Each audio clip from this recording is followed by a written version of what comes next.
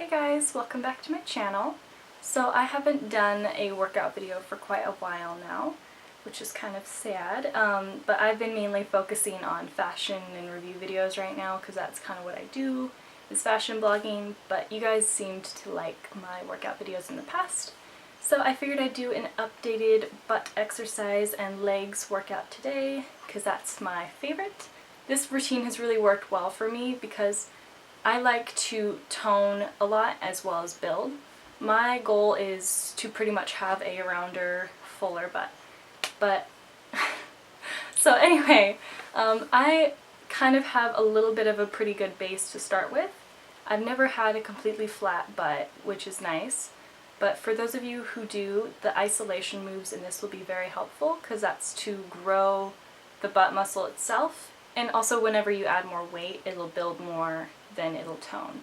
So higher reps and lower weight will tone more, and if you're looking to build a butt, I would do high weight and definitely isolation moves. So without further ado, let's get right into it.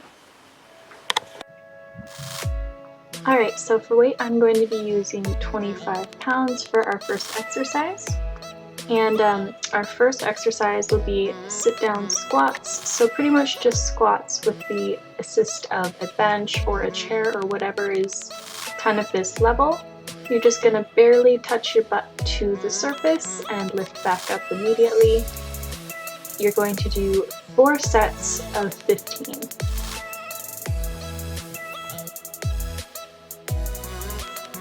So next, with the same amount of weights, we're going to be doing sit-up squats, which is pretty much the opposite of the sit-down squats. It's kind of like you're just about to sit up from a chair and then you sit back down. So your quads and butt muscles will be engaged the whole entire time. You do have to focus on squeezing your butt muscles so your quads don't completely take over. So make sure you're squeezing the booty. So you're going to want to use a band for this next exercise. I just use this really long one and double it up a whole bunch of times. So we're going to be doing kind of a tri-set, which is 3 different exercises back to back. The first one we're going to be doing is side leg lifts.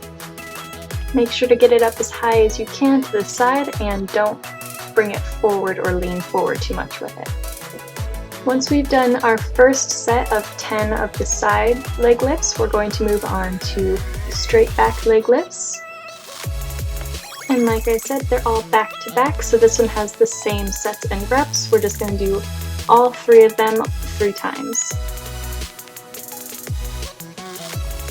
So after every set of the straight back leg lifts, we're going to add in 4 sets of 5 pulses. This will just add the little extra burn at the end of each set. Really make sure you're squeezing your butt on this one, or else your whole body will kind of start to take over and move your leg for you. You want to focus on just your butt muscle for the isolation. Again, after every straight leg lifts, do the 4 sets of 5 pulses.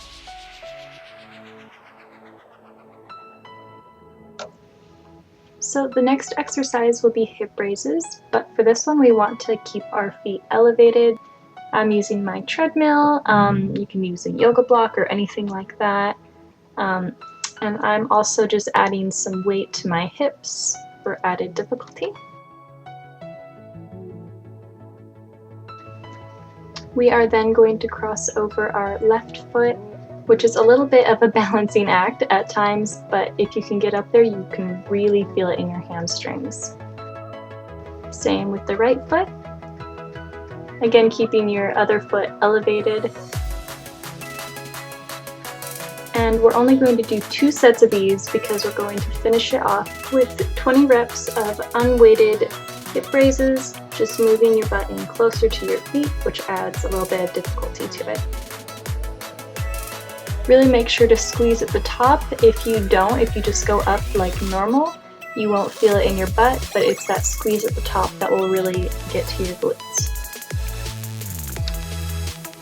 So this one I like to call hip abductor because this one is made after that machine in the gym where you press your knees out on the pads, but I decided to do a home version of it where you put sliders or I'm using magazines under my feet, and then you put a high resistance band around your thighs and press out.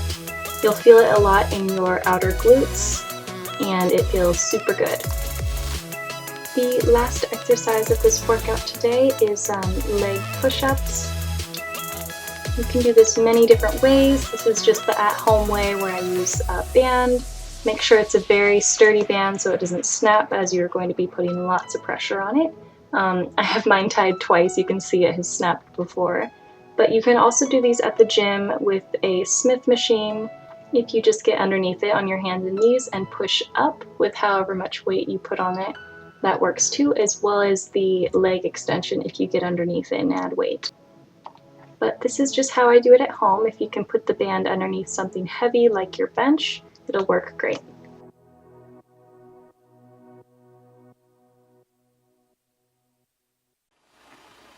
So that is it for the butt and leg workout for today.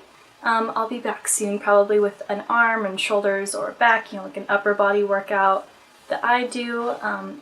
And of course with this workout, be sure and feel free to move reps and weight around. Maybe if it's too hard or you haven't been working out for a really long time, move the weight down from mine like 5 pounds, or take out 5 or 3 reps, just to get yourself into it. You don't want to burn yourself out on the first time you get back into working out. That'll, kind of discourage you if something's just way too hard and you can't complete your goal. So if your goal is like 15 reps and you just can't get there, move it down to 12, just so you can finish it out and feel motivated.